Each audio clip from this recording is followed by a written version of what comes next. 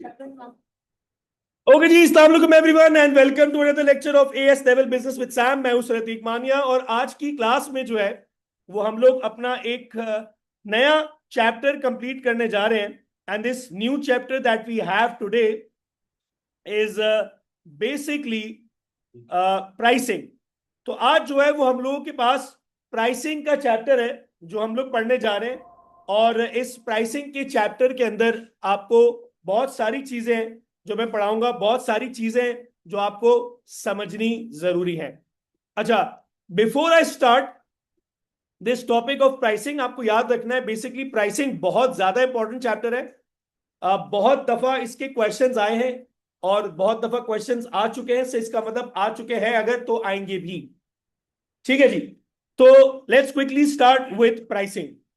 सबसे पहले तो आपको यह पता होना जरूरी है कि जब भी कभी कोई भी कंपनी किसी भी प्रोडक्ट की प्राइस सेट करती है तो प्राइस का इंपैक्ट जो है वो क्या होता है। अगर आप यहां देखो तो पहली लाइन पर यहां लिखा हुआ है कि the price level set for the product has impact on the following.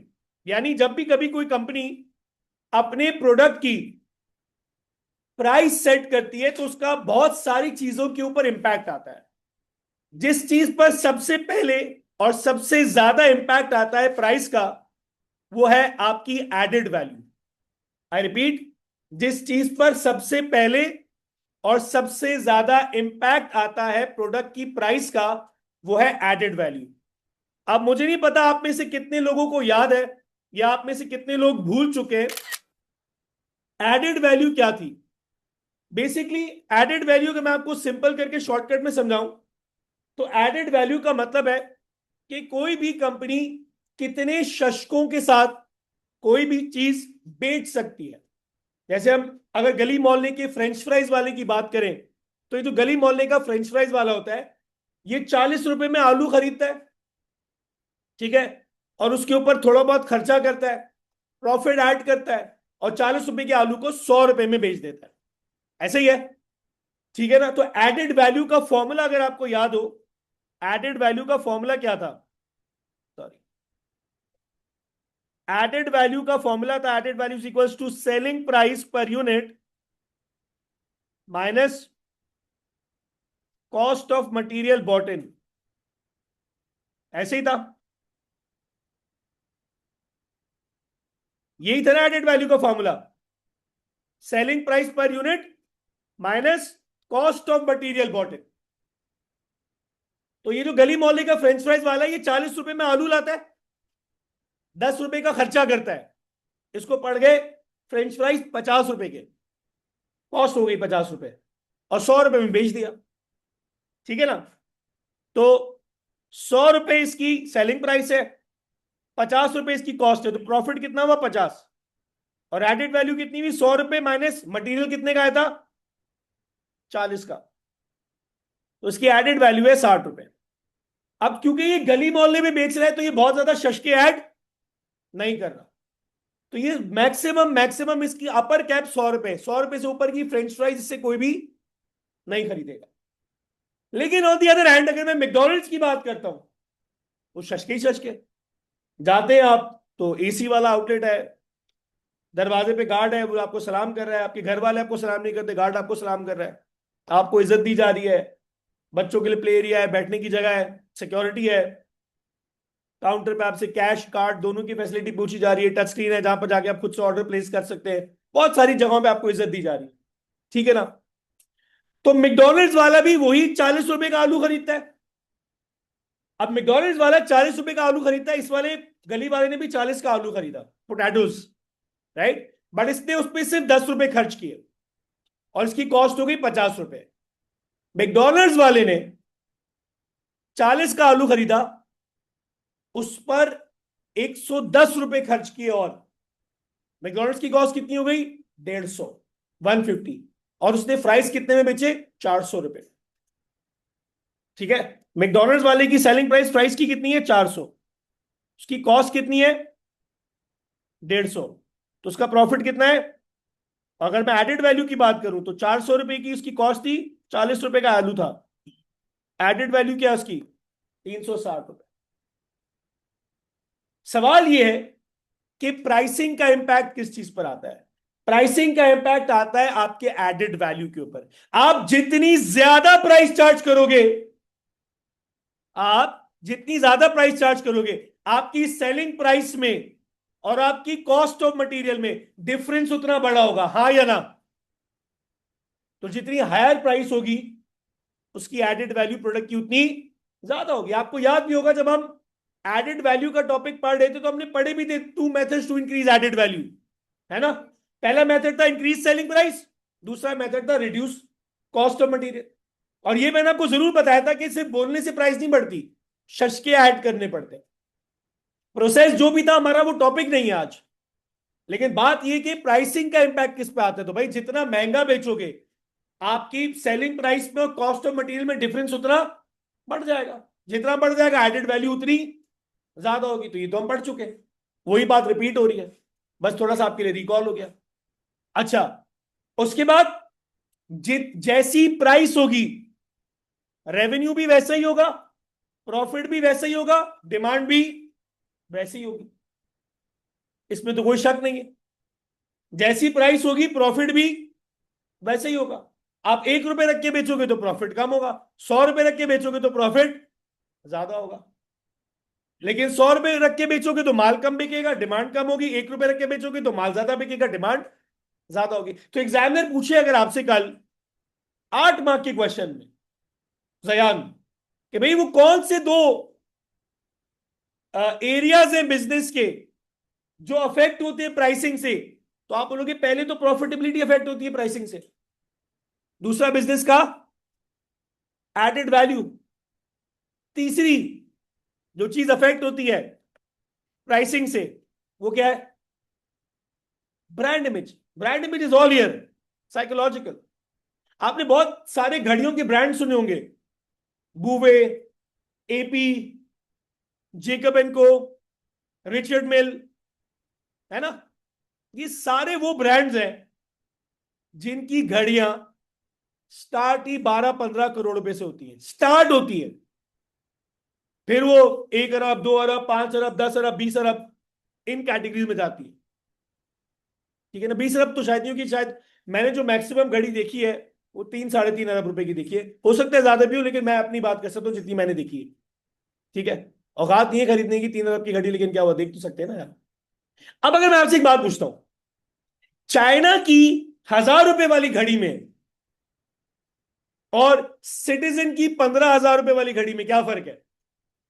आप बोलोगे क्वालिटी। बिल्कुल सही कह रहा है स्टैंड, क्वालिटी, अग्रीड। 15,000 की सिटीजन में और 50,000 की टीसो में क्या फर्क है? क्वालिटी। मान लिया, अभी भी मान लिया, चलो फिर भी चलो अज्यूम कर सकते हैं 15,000 वाली 50,000 वाली घड़ी में फर्क है। 50,000 वाली टीसो में और 10 लाख वाली रोलेक्स में क्या फर्क है? अब आप बोलोगे ना क्वालिटी, मैं बोलूंगा तो क्या 50,000 वाली क्वालिटी खराब है? चलो अगर आप फिर भी बोलो, शायद मैं मान लू, शायद, चलो क्वालिटी का फर्क है शायद। अब 10 लाख वाली रोलेक्स में और 10 करोड़ रुपए वाली जेकब एंड को में क्या फर्क है? अब क्वालिटी का सवाल ही पैदा नहीं होता। आप बोलो 10 लाख वाली घड़ी की क्वालिटी खराब है, नहीं। आरएम बोल लो आपके लिए, रिचर्ड मिल है, बूवे है, जेकब एंड को है, बहुत सारी घड़ियां हैं, है ना? हुब्लो है। अगर आप फुटबॉल देखते हो तो वहां पे जो वो उठाता है स्टॉप टाइम पे, स्टार्ट टाइम पे, HUBLOT से बच्चे हबलॉट पढ़ रहे होते हैं, वो हबलॉट नहीं है, वो हुब्लो है। खैर वो इतना महंगा ब्रांड नहीं है, उसकी घड़ियां 10-20 लाख 25 लाख में मिल जाती है, वो बहुत महंगा ब्रांड नहीं है। जो मैंने आपको नाम बताया ना, बूवे, RM, Richard mill, Jacob and को, ये करोड़ों अरबों की है। खैर ये क्या है? कुछ भी नहीं है, सिर्फ दिमाग का कीड़ा है, कुछ भी नहीं है। ये जितने भी बड़े बड़े ब्रांड्स है ना, जब पाकिस्तान इंडिया की वॉर हुई तो इंडियन टीम ने बोला पाकिस्तान नहीं आएंगे खेलने के लिए, हार्दिक पांड्या के ऊपर बड़ा शोर हुआ।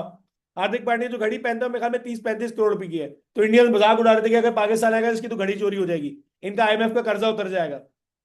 ये मजाक उड़ा रहे थे वो पाकिस्तानियों का। खैर, सो बात ये है, वो मुझे नहीं पता रिचर्ड मिल थी, आई थिंक रिचर्ड मिल नहीं थी, वो जेकब इनको थी, जो शायद रिचर्ड मिल होगी, हो सकता है, हो सकता है, मुझे याद नहीं है। खैर, तो प्राइसिंग का बहुत इंपैक्ट आता है दिमाग के ऊपर, क्योंकि एक बात बिल्कुल फैक्ट है, price derives the perception of quality. मैं इसको मना ही नहीं कर सकता। जब आप भी कोई चीज महंगी देखते हैं ना, बोलते यार बॉस महंगी है, जरूर अच्छी होगी। सस्ता होता है, बोले नहीं यार कोई गड़बड़ है, कुछ तो है। मेरे साथ कितनी दफा हुआ है, मैं अब तो खैर जाता नहीं हूं, जब मैं आपके जितना था तो कुर्बानी के लिए गाय खरीदने गया मार्केट मंडी, कोई सस्ती गाय मिल रही थी, 10 दफा देखते थे, नहीं यार सस्ती दे रहा है, कुछ गड़बड़ है। हालांकि उस बेचारे गरीब को जान छुड़ानी होती थी कि एक दाना रह गया, मैं बेच के गाँव चला जाऊं, कुछ भी है, घबराहट दे, नहीं यार सस्ती दे रहा है, कुछ गड़बड़ है। और जो 10,000 की चीज 20,000 में दे रहा है, नहीं यार जरूर कुछ होगा। वो कह रहा है ये तो अफ्रीका का घास खाता है। मैंने देख यार नजर भी आ रहा है। ठीक है। सो प्राइस का अगर एग्जामिनर पूछता है प्राइस का किस चीज में इंपैक्ट आता है, तो आप बोलो भाई प्राइस का इंपैक्ट कस्टमर के डायरेक्ट दिमाग पर आता है। और मैंने आपको 3-4 एग्जांपल्स दिए हैं इस बात को प्रूव करने के लिए। सिर्फ मेरे साथ नहीं है, आपके साथ भी है। जब कोई महंगी चीज देखते हो तो आपके दिमाग में भी आता है कि नहीं यार जरूर इसमें कुछ ना कुछ है। और प्राइस का जो बहुत ज्यादा इंपैक्ट है वो आपके प्रोडक्ट की डिमांड के ऊपर भी है। जैसी प्राइस होगी प्रोडक्ट की डिमांड भी वैसे ही होगी। ठीक है। तो ये हमारे पास कुछ फैक्टर्स है। अगर एग्जामिनर आपसे पूछता है 8 मार्क क्वेश्चन में, यार किसी भी कंपनी की जो प्राइस है, किसी भी कंपनी की जो प्राइस है उसका इंपैक्ट किस किस चीजों पे आ सकता है, तो ये 4 चीजें जिसका इंपैक्ट प्राइस का आता है उन चीजों के ऊपर। अच्छा जी, मूविंग ऑन। अब सवाल ये है कि कंपनी का मैनेजर कोई भी कंपनी का मैनेजर कैसे डिसाइड करे कि क्या प्राइस रखनी चाहिए। कोई भी कंपनी का मैनेजर ये कैसे डिसाइड करे कि क्या प्राइस रखनी चाहिए। अब ये बहुत बहुत बहुत बहुत कॉमन सेंस है। ये अगर मैं ना भी पढ़ाऊं तो आपको आना चाहिए। आपका भी अगर बिजनेस होता, आप कुछ भी बेच रहे हो, साबुन बेच रहे हो, टूथपेस्ट बेच रहे हो, शैम्पू बेच रहे हो, कुछ भी बेच रहे हो, है ना, जो भी आपका बिजनेस है, आपको अगर अपने प्रोडक्ट की प्राइस रखनी है, प्राइस रखने से पहले आपको किन किन चीजों के बारे में पता होना जरूरी है। नंबर 1, कॉस्ट, है ना। जब तक कॉस्ट ही नहीं पता, क्या आप अपने प्रोडक्ट के लिए राइट प्राइस रख सकते हैं, सवाल ही पैदा नहीं होता। ये प्रैक्टिकली पॉसिबल ही नहीं है कि बगैर प्राइस नॉलेज के, सॉरी बगैर कॉस्ट नॉलेज के आप प्राइस रख लें, सवाल ही पैदा नहीं होता। तो कोई भी मैनेजर, ओनर, डायरेक्टर, प्रेसिडेंट, जो भी है, अगर उसको अपने प्रोडक्ट की प्राइस सेट करनी है तो कॉस्ट की नॉलेज होना बहुत जरूरी है। दूसरा, उसको इस चीज की नॉलेज होना बहुत जरूरी है कि मार्केट में कंपटीशन का लेवल क्या है। मार्केट में कंपटीशन का लेवल क्या है, क्योंकि अगर मार्केट में कंपटीशन ज्यादा है तो प्राइस अलग होगी, और मार्केट में अगर कंपटीशन कम है तो प्राइस अलग होगी। आज अगर कोई कंपनी मार्केट में एज मोनोपोली है, अब आप में से शायद बहुत सारे लोगों को पता हो मोनोपोली क्या है, बहुत सारे लोगों को शायद ना पता हो। मोनोपोली का मतलब है मार्केट में देयर इज जीरो कंपटीशन, एक अकेली कंपनी पूरी मार्केट को कंट्रोल कर रही है, जैसे के इलेक्ट्रिक है। तो अगर कंपटीशन है तो प्राइसिंग स्ट्रेटेजी बदमाशों वाली होगी, तुम्हें महंगा है, खरीदना है खरीदो, नहीं खरीदना भाड़ में जाओ, हमें आपकी जरूरत नहीं है, आपको हमारी जरूरत है। मोनोपोली। आज से 25 साल पहले आपको पता है जैज, जो मोबिलिंग का वो है, इनकमिंग के भी पैसे दे। Can you imagine? आज तो आप किसी को फोन करते हो तो पैसे लगते हैं ना, इनकमिंग के भी पैसे दे। यानी अगर आपको जानू से बात करने का दिल करे तो जानू को फोन करो तो पैसे तो चाहिए, कॉल जाएगी नहीं। जानू के पास भी पैसे होने चाहिए कॉल उठाने के लिए। तो आज तो आप लोग बहुत खुश नसीब हो, बात करने के लिए 1 साइड बैलेंस डलवाना पड़ता है। उस जमाने में 2 साइड बैलेंस डलवाना पड़ता था गरीबों को, अपना भी और जानू का भी। अपना बैलेंस ताकि जानू को कॉल जाए, जानू का बैलेंस ताकि कॉल उठा सके। ठीक है ना। आज तो सस्ते जमाने में अब तो व्हाट्सएप पे बात हो जाती है, आप तो दिल करे तो देख भी सकते हैं व्हाट्सएप पे वीडियो कॉल में। ठीक है। तो कंपटीशन का फर्क है। उस वक्त जैज अकेला था, बदमाशी थी। जायज था, आई थिंक पाकटेल था जो बाद में जोंग में कन्वर्ट हो गया। बदमाशी थी। आज करे तो सही बदमाशी। अगर जायज से बदमाशी क्या बोलोगे, बाहर में जाओ, मेरे पास यूफोन है, टेलीनॉर है, जोंग है, मैं किसी और नेटवर्क चला, एक और नया भी आया ONIC, ऑनिक। आपके पास नेटवर्क बहुत है, तो आप लेवल बदमाशी का रहा ही नहीं। ठीक है ना। तो कंपनी के प्रोडक्ट की क्या प्राइस होगी, डिपेंड करता है कि मार्केट के अंदर कंपटीशन क्या है, कम है या ज्यादा है। उसके अलावा यह भी डिपेंड करेगा कि कंपेटिटर की प्राइस क्या है। यह बहुत मैटर करती है। अगर आपके कंपेटिटर की प्राइस कम है तो आप बहुत ज्यादा प्राइस चार्ज कर सकते हैं, कर ही नहीं सकते भाई, सवाल ही पैदा नहीं होता। लेकिन हां, इस बात में एक डिफरेंस जरूर है जो मैं यहां पर आइडेंटिफाई करना चाहूंगा, वो है ब्रांड इमेज। जूते चप्पल इन सब की मार्केट में कंपटीशन आज के जमाने में कम है, ज्यादा है? ज्यादा है ना। इसके बावजूद भी Gucci LV Prada 2 lakh 2.5 lakh 5 lakh charge कर रहे हैं। डिपेंड करता है ब्रांड इमेज के ऊपर। तो कंपेरेटर की प्राइस क्या है, वो आपकी प्राइस को इन्फ्लुएंस जरूर करती है, लेकिन एट द सेम टाइम अगर आपने अपनी बहुत ज्यादा ब्रांड इमेज बनाई हुई है तो फिर आप ज्यादा प्राइस चार्ज कर सकते हैं। इसके बाद कंपनी के ऑब्जेक्टिव्स क्या है, मतलब डिपेंड करता है कंपनी करना क्या चाह रही है। जो करना चाह रही होगी प्राइस भी वैसी चार्ज करेंगे। फॉर एग्जाम्पल, अगर मार्केट शेयर पर जाना चाह रहे हैं तो इसका मतलब यू वांट टू सेल मोर। अगर आप मास मार्केट पर है तो प्राइस कम होगी, अगर आप नीश मार्केट पर है तो प्राइस ज्यादा होगी। तो ये डिपेंड करता है कंपनी किस पर जाना चाह रही है, मास मार्केट पे या नीश मार्केट। ठीक है। और ये भी चीज मैं आपको पहले बता चुका हूं, ऐसा जरूरी नहीं है हमेशा कि नीश मार्केट प्रोडक्ट महंगा ही हो। नीश मार्केट प्रोडक्ट्स कभी कभी सस्ते भी होते। मैंने एक एग्जांपल भी दी, Coca Cola mass market, diet Coke niche market. तो ऐसा हमेशा जरूरी नहीं है कि नीश मार्केट प्रोडक्ट हमेशा महंगा ही हो, नीश मार्केट प्रोडक्ट सस्ता भी हो सकता है। अच्छा ये तो हमारे पास थी कुछ थ्योरी, ये कुछ थ्योरी थी हमारे पास प्राइसिंग का टॉपिक स्टार्ट करते साथ। असल जो टॉपिक हमारे पास है आज वो है प्राइसिंग मेथड्स। मतलब ये कि अगर कोई भी कंपनी अगर प्रोडक्ट बेचना चाहती है तो जाहिर है बेचने के लिए प्राइस रखनी पड़ेगी, है ना। अब प्राइस कैसे सेट हो सकती है, प्राइस रखने के क्या क्या मेथड्स है वो देखते हैं। याद रखो, प्राइस रखने का या प्राइस सेट करने का जो सबसे पहला मेथड है वो है कॉस्ट बेस्ड प्राइसिंग। क्या है? Cost based pricing. Cost based pricing में हमारे पास 4 मेथड्स है जिनको हम देखेंगे आज। एक देखेंगे मार्कअप प्राइसिंग, दूसरा देखेंगे कॉस्ट प्लस, तीसरा देखेंगे कंट्रीब्यूशन कॉस्टिंग और चौथा देखेंगे लॉस लीडर्स। सबसे पहले हम मार्कअप प्राइसिंग पे आएंगे आज कि भाई ये मार्कअप प्राइसिंग क्या है। अच्छा, अगर आप मार्कअप प्राइसिंग भी देखो तो यहां क्या लिखा हुआ है, this pricing strategy is often used by retailers. तो पहले तो आपको यह पता होना जरूरी है कि भाई रिटेलर्स कौन होते हैं। ये जो गली मोहल्ले में दुकानें खुली हुई होती है ना, जो कस्टमर की कन्वीनियंस होती है, ये रिटेलर्स होते हैं। और जो सदर में जोड़िया बाजार में जो बड़े बड़े बिजनेसमैन बैठे हैं वो क्या है? होलसेलर्स। होलसेलर्स का काम है सेलिंग इन लार्ज क्वांटिटीज, जिसको हम बल्क कह सकते हैं। रिटेलर का काम है सेलिंग इन स्मॉल क्वांटिटीज। कल को आप गली मोहल्ले की दुकान, आप नहा रहे, नहाते नहाते साबुन खत्म हो गया, आप आगे दुकान वाले के पास कि भाई साबुन दे दो, उससे बोला 12 दूंगा, 12 से कम साबुन नहीं बेचता। तो आप क्या बोलोगे, भाई मेरा दिमाग खराब हो गया, मैं अपना नाना छोड़ के आया हूं और तुम मुझसे जिद कर रहे हो 12 साबुन बेचने की। बाढ़ में जाओ, मुझे तुम्हारी जरूरत नहीं है, मैं किसी और दुकान से ले लूंगा।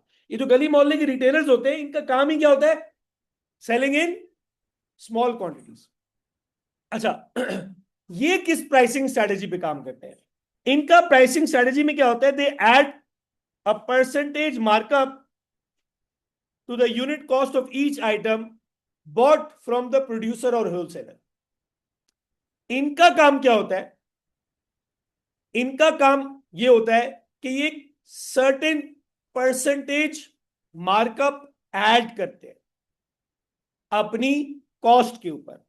अच्छा, इसके साथ साथ मैं आपको मिलता जुलता कॉस्ट प्लस प्राइसिंग भी समझाता हूं और फिर दोनों की कैलकुलेशंस करके समझाऊंगा कि दोनों में डिफरेंस क्या है। अगर अलग अलग करके समझाऊंगा तो आगे जाके आप कॉस्ट प्लस में कंफ्यूज हो जाएंगे। ठीक है, तो मैं दोनों को साथ कराता हूं। दूसरा मेथड क्या है? Cost plus pricing. ये यूज होता है मैन्युफैक्चरर्स के साथ, यानी मार्कअप प्राइसिंग कौन यूज कर रहा है? रिटेलर। कॉस्ट प्लस कौन यूज कर रहा है? मैन्युफैक्चरर। फर्क क्या है? रिटेलर ने क्या किया? एक सर्टेन परसेंटेज ऐड कर दिया यूनिट कॉस्ट के ऊपर। ये जो मैन्युफैक्चरर है वो क्या करता है? वो अपनी टोटल कॉस्ट निकालता है पर यूनिट की और उस पे एक फिक्स्ड प्रॉफिट मार्जिन ऐड कर देता है। अब आपको शायद समझ में आ रहा होगा मैं आपको दो एक साथ क्यों समझा रहा हूं, क्योंकि दोनों मिलते जुलते हैं, बच्चा कंफ्यूज हो जाता है। पहले में क्या हुआ? रिटेलर ने एक परसेंटेज का मार्कअप ऐड किया। ठीक है, एक परसेंटेज का मार्कअप ऐड किया। दूसरे वाले में क्या हुआ? एक फिक्स्ड प्रॉफिट मार्कअप ऐड हो रहा है। अच्छा भाई, तो अब हम देखते हैं कि मार्कअप प्राइसिंग में और कॉस्ट प्लस प्राइसिंग में फर्क क्या है। अगर आप यहां देखो, यहां पर रिटेलर अपने यूनिट कॉस्ट पे एक फिक्स्ड परसेंटेज ऐड कर रहा है। सो फॉर एग्जाम्पल जो क्या कहते हैं, रिटेलर है, उसने बोला यार मुझे 10% प्रॉफिट चाहिए। कितना चाहिए? 10%। तो अगर मेरी कॉस्ट 100 रुपए की है तो मेरा प्रॉफिट कितना हो गया? सेलिंग प्राइस कितनी हो गई? 110। अगर मेरी कॉस्ट 200 रुपए की है, प्रॉफिट कितना हो गया? 20 रुपए। सेलिंग प्राइस कितनी हो गई? ये है मार्कअप प्राइसिंग। ये करते हैं रिटेलर्स। आप किसी भी दुकान वाले के पास जाओ ना, वो हमेशा परसेंटेज में बात करेगा। इतने का माल खरीदा, इतना परसेंट नफा हुआ, वो परसेंटेज में गेन करते हैं। So markup pricing is usually used by retailer. वो अपने दिमाग में एक परसेंटेज सेट कर लेते हैं कि इतना परसेंट मुनाफा चाहिए है। 10%। फॉर एग्जाम्पल, मैं बार बार 10% इसलिए कह रहा हूं क्योंकि 10% वो जनरल परसेंटेज है जो पाकिस्तान में फॉलो होती है। तो एक दुकान वाले ने अपने दिमाग में बना लिया 10% चाहिए। तो अगर 500 रुपए की कॉस्ट है, 50 रुपए प्रॉफिट। 500 में खरीदी, 50 रुपए प्रॉफिट और 550 की वो बेचेगा। कॉस्ट प्लस प्राइसिंग में क्या है? ये मैन्युफैक्चरर फॉलो करते हैं, ये फिक्स्ड प्रॉफिट रखते हैं। अब मैन्युफैक्चरर ने बोला भाई मैं जो हूं, अब मैन्युफैक्चरर जिद कर रहा है, मुझे हर आइटम पे 100 रुपए चाहिए प्रॉफिट। हर आइटम पे कितना प्रॉफिट चाहिए? 100 रुपए। अगर मेरी कॉस्ट 100 रुपए तो 100 प्लस 100 200 होगी। अगर मेरी कॉस्ट 500 रुपए तो 500 रुपए प्लस 100 600 होगी। मेरी कॉस्ट अगर 2000 है, 2000 प्लस 100 2100। ये है कॉस्ट प्लस प्राइसिंग। फर्क समझ आया दोनों में क्या है? अब आपको अंदाजा हो रहा होगा कि मैंने एक एक करके क्यों नहीं समझाया, मैंने एक साथ क्यों समझाया। तो ऊपर वाली जो मार्कअप प्राइसिंग है, यूजुअली फॉलोड बाय रिटेलर, या रिटेलर परसेंटेज बना लेता है दिमाग में। 10%, 20%, 50%, 100%, जो भी कॉस्ट है उस कॉस्ट का परसेंटेज ऐड करेगा, सेलिंग प्राइस बन जाएगी। कॉस्ट प्लस में मैन्युफैक्चरर दिमाग में एक नंबर सोच लेता है, फिक्स नंबर प्रॉफिट का, कि मुझे हर आइटम पे 500 रुपए चाहिए। जो भी कॉस्ट है 500 रुपए ऐड करो, सेलिंग प्राइस बन गई। ये भी एक मेथड है। अच्छा, उसके बाद नीचे हमारे पास दो और मेथड्स हैं। एक है कंट्रीब्यूशन कॉस्ट और एक है हमारे पास लॉस लीडर्स। अच्छा, सबसे पहले तो मैं आपको लॉस लीडर्स की बात बताता हूं, सबसे ज्यादा आसान है। लॉस लीडर में क्या होता है, ये बहुत कॉमन टैक्टिक है। यहां पर क्या होता है कि जो रिटेलर होता है वो अपनी प्राइस को बहुत लो, बहुत नीचे जाके सेट करता है, बहुत नीचे जाके सेट करता है। इतनी नीचे सेट करता है कि कभी कभी तो वेरिएबल कॉस्ट कवर नहीं हो पा रही होती। फिक्स कॉस्ट तो छोड़ो, वेरिएबल कॉस्ट भी कवर नहीं होती। ऐसा क्यों होता है? कस्टमर्स अट्रैक्ट करने के लिए। किसके लिए? कस्टमर्स अट्रैक्ट करने। तो कहते ठीक है, कस्टमर्स अट्रैक्ट हो रहे हैं, आने दो। बहुत जगहों पे हमने देखा ऐसा। जब ये फूड पैंडा आया था, क्या किया था उसने? यही तो किया था। आप केएफसी जाओ, वहां पर 400 रुपए का जिंगर है, फॉर एग्जाम्पल। फूड पैंडा से मंगाओ, वही जिंगर 250 रुपए में मिल रहा है।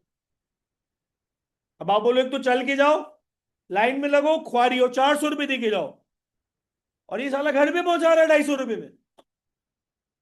तो कैसे? सस्ते में बेचा, नुकसान किया। वेरिएबल कॉस्ट, उसको भी जैसे अगर हमें 400 रुपए का जिंगर मिल रहा था तो फूड पैंडा वालों को 350 का मिल रहा था। 350 रुपए उसकी वेरिएबल कॉस्ट थी। वो वेरिएबल कॉस्ट से भी नीचे बेच रहा था। क्यों? कस्टमर्स अट्रैक्ट करने के लिए। लॉस किया उसने। लॉस करते करते करते करते क्या हो गया? लीडर बन गया मार्केट का आज, लॉस लीडर। अब भी लॉस कर रहे हैं, लेकिन अब उस लेवल का लॉस नहीं कर रहा जितना पहले कर रहा था। अगर आप फूड पैंडा से पूछो, यार ये तुम एक एक एक जिंगर पे 150-150 रुपए का नुकसान कर रहे हो, वो आपको पता है क्या बोलेगा? बोलेगा तुम बेवकूफ हो, नुकसान। ये नुकसान ही नहीं है। एक नॉर्मल मेमन को बोलो ना आप, या दिल्ली वाले को बोलो ये क्या है, बोलेगा ये तो नुकसान है। फूड पैंडा बोलते हैं पागल, नुकसान नुकसान नहीं है, ये सीएसी है मेरी। आपकी जनरल नॉलेज के लिए बता रहा हूं, आपने शायद कभी पहले सुना भी ना हो। सीएसी क्या है? Customer acquisition cost.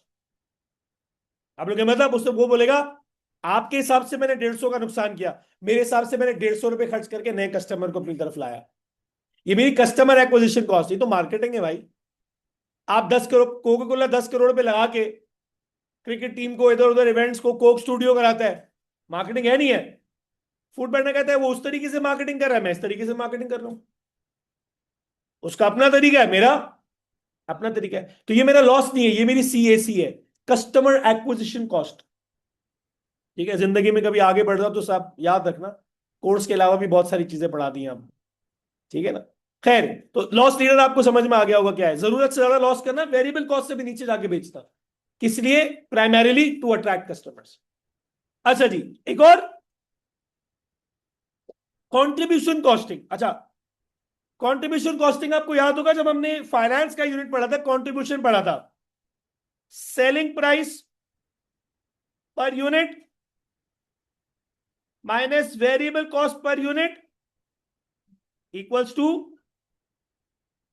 Contribution per unit. For example ये शर्ट है 1000 रुपए की। इस शर्ट को, ये शर्ट 1000 रुपए की, तो सेलिंग प्राइस कितनी हुई? 1000 रुपए। इस शर्ट की वेरिएबल कॉस्ट है 600 रुपए। 400 रुपए क्या है? Contribution per unit. Contribution per unit क्या बताता है? कंट्रीब्यूशन पर यूनिट बताता है कि अगर 1000 रुपए की शर्ट बिक रही है तो उसमें से 600 रुपए तो रॉ मटेरियल कॉस्ट है, वेजेस है, ट्रांसपोर्टेशन है, ये सारी चीजें हैं, ये तो रुक ही नहीं सकती। जब तक प्रोडक्शन होती रहेगी वेरिएबल कॉस्ट लगती रहेगी। वेरिएबल कॉस्ट इज अनअवॉइडेबल, यही पढ़ा है हमने, हाँ या ना? वेरिएबल कॉस्ट तो अनअवॉइडेबल है। तो जब जब मैं 1000 रुपए की शर्ट बेचता हूं, 600 रुपए चले जाते हैं वेरिएबल कॉस्ट की तरफ, पीछे कितना बचता है? 400 रुपए। अब ये 400 रुपए से मैं फिक्स कॉस्ट कवर करता हूं। 400 रुपए से मैं फिक्स कॉस्ट कवर करता हूं। तो अगर मैं आपसे कहता हूं मेरी फिक्स कॉस्ट 1600 है, फॉर एग्जाम्पल आपको समझाने के लिए बोल रहा हूं, अगर मेरी फिक्स कॉस्ट 1600 है तो 4 टी शर्ट बेचूंगा तो मेरी फिक्स कॉस्ट कवर हो जाएगी। 4 टी शर्ट बेचने के बाद जितनी टी शर्ट बेचूंगा 1000 रुपए की, उसमें से 600 रुपए वेरिएबल कॉस्ट की तरफ जा रहा होगा जो अनअवॉइडेबल है, और अब जो 400 रुपए आ रहे होंगे वो मेरे प्रॉफिट में जा रहे होंगे। यही पढ़ा था हमने कंट्रीब्यूशन का। अगर आपने नहीं भी पढ़ा तो आप यूनिट 5 में कंट्रीब्यूशन वाले टॉपिक की जाके वीडियो भी दे सकते हैं, जो भी आपको दिल करे आप कर सकते हैं। खैर, तो ये जो कंट्रीब्यूशन कॉस्ट है, इससे रिलेटेड भी एक प्राइसिंग स्ट्रेटेजी है। अब इस प्राइसिंग स्ट्रेटेजी को देखते हैं क्या है। The contribution cost pricing does not allocate the fix cost to specific products. Instead the business calculates a variable cost per unit and then adds an extra amount. यहां पर क्या होता है, अब फॉर एग्जाम्पल इसी धंधे की बात करता हूं, जो टी शर्ट है। अब मुझे टी शर्ट मैंने बनाया है, टी शर्ट बनाने के लिए, टी शर्ट बनाने के लिए मुझे पैसे चाहिए, मैंने पैसे लगाए, टी शर्ट बना लिया। अब अगर टी शर्ट बनाया है, अगर टी शर्ट बनाया है तो टी शर्ट बेचना भी तो है, हाँ या ना। अब क्या होगा, अब मैं क्या करूंगा, सबसे पहले मैं बैठूंगा और मैं बोलूंगा यार, जो मैंने टी शर्ट बनाया है इसकी कॉस्ट निकालो। मेरे पास दो तरह की कॉस्ट आएंगी, fix cost and variable cost. हमने पढ़ा है ना, जब भी प्रोडक्ट बनता है तो दो तरह की कॉस्ट लगती है, फिक्स्ड एंड वेरिएबल कॉस्ट। अब मैं क्या करूंगा, मैं बोलूंगा यार थोड़ी देर के लिए फिक्स कॉस्ट को इग्नोर करो, थोड़ी देर के लिए फिक्स कॉस्ट को इग्नोर करो, वेरिएबल कॉस्ट निकालो। क्योंकि वेरिएबल कॉस्ट वो है जो एक बार नहीं आती, आती रहती आती रहती आती रहती। जैसे रेंट है, एक बार आएगा। डेप्रिसिएशन है, एक बार आएगा। बार बार आता है रेंट, हर प्रोडक्ट में आता है रेंट नहीं। रॉ मटेरियल, इलेक्ट्रिसिटी, वेजेस, ये वो कॉस्ट है जो जब तक प्रोडक्ट बनता रहेगा कॉस्ट लगती रहेगी। ज्यादा प्रोडक्ट बनेंगे ज्यादा कॉस्ट, कम प्रोडक्ट बनेंगे कम कॉस्ट। फिक्स कॉस्ट भी ये नहीं है, वन टाइम लग गई लग गई, कम ज्यादा का कोई चक्कर नहीं है। रेंट एक दफा लग गया, अब अगले महीने लगेगा। वेरिएबल कॉस्ट लगती रहेगी। इस मेथड में क्या होता है कि कंपनी कहती है थोड़ी देर के लिए फिक्स कॉस्ट को इग्नोर करो, वेरिएबल कॉस्ट निकालो। ये क्रिटिकल चीज है, क्योंकि ये हर वक्त आ रही है, बार बार आ रही है, बढ़ती जा रही है। इसको कवर करो। तो पहले, सबसे पहले मैंने अपनी जो है वो, फॉर एग्जाम्पल टी शर्ट बनाने की फैक्ट्री थी, मैंने बोला है सबसे पहले कैलकुलेट करो टी शर्ट बनाने में वेरिएबल कॉस्ट कितनी आ रही है। पता चला वेरिएबल कॉस्ट आ रही है 600 रुपए, रॉ मटेरियल की इसकी उसकी मिला के आ रही है 600 रुपए। अब मैंने क्या किया, मैंने 600 प्लस 100 कर दिया, 600 प्लस 100। अब साइकी समझो, 600 प्लस 100 तो सेलिंग प्राइस कितनी हो गई, 700 रुपए। ये मैंने क्यों किया, अब मुझे पता है हर बार जब मैं टी शर्ट बेचूंगा, कुछ कवर हो ना हो, वेरिएबल कॉस्ट कवर हो जाएगी, कुछ कवर हो ना हो वेरिएबल कॉस्ट। ये स्ट्रैटेजी वो लोग यूज करते हैं जिनको फिक्स कॉस्ट से ज्यादा वेरिएबल कॉस्ट कवर करने की टेंशन होती है। वो कहते हैं फिक्स कॉस्ट तो कवर हो जाएगी, हो सकता है जिस जगह पर मैं बैठा हूं मेरी अपनी फैक्ट्री हो, रेंट की टेंशन ही नहीं है। हो सकता है मैंने नया नया बिजनेस खोला हो, कस्टमर अट्रैक्ट करने हो, तो नए कस्टमर अट्रैक्ट करने के लिए मुझे लॉस तो करना पड़ेगा शुरू में। तो मैंने बोला लॉस करने तो कौन सा लॉस करूं, ओवरऑल लॉस करूं, नहीं, वो प्राइस रख दो ताकि वेरिएबल कॉस्ट कवर होती रहे, फिक्स कॉस्ट का लॉस कर लो। अगर ज्यादा बिक गया, अब अगर ज्यादा बिक गया, 100 रुपए करके बहुत जमा हो गए, तो फिक्स कॉस्ट भी शायद कवर हो जाए। लेकिन अगर मैंने वेरिएबल कॉस्ट को इग्नोर कर दिया, फॉर एग्जाम्पल अगर मैं अपनी प्राइस को रख देता 500 रुपए, तो हर प्रोडक्ट बेचते में फिक्स कॉस्ट का लॉस अलग हो रहा है, वेरिएबल कॉस्ट का लॉस अलग हो रहा है। फिक्स कॉस्ट तो कवर हो ही नहीं रही, साथ में अब वेरिएबल कॉस्ट का भी नुकसान हो रहा है। अब अगर मैं खाड़ी का ओनर हूं और मुझे सेल लगानी है, इन्वेंट्री बन गई है, बिक नहीं रही, क्या करूंगा, मैं बोलूंगा यार बेचना है ना, तो फिक्स कॉस्ट और वेरिएबल कॉस्ट अलग अलग निकाल लो। फिक्स कॉस्ट कवर नहीं हो रही, कोई टेंशन नहीं, किसी और माल को बेच के फिक्स कॉस्ट कवर कर लेंगे। यहां पर सिर्फ इतने में बेच दोगे, वेरिएबल कॉस्ट कवर हो जाए, फिक्स कॉस्ट की टेंशन नहीं है, वेरिएबल कॉस्ट कवर कर दो, ठीक है ना, क्योंकि वेरिएबल कॉस्ट ज्यादा खतरनाक है। अगर वेरिएबल कॉस्ट कवर नहीं की तो हर प्रोडक्ट बेचने पे लॉस है। इसीलिए ज्यादातर बिजनेसमैन ये स्ट्रेटेजी को फॉलो करते हैं। खास तौर पे मैंने आपको एग्जांपल भी दे दी खाड़ी की, सेल लगाते वक्त बिजनेसमैन यही करते, कहते फिक्स कॉस्ट घटाओ, वेरिएबल कॉस्ट कवर कर लो। फिक्स कॉस्ट जो है, रेंट, सैलरी सैलरी जो किसी और प्रोडक्ट को बेच के कमा लेंगे, टेंशन नहीं। वेरिएबल कॉस्ट से नीचे नहीं जाना, ये भी एक प्राइसिंग स्ट्रैटेजी है।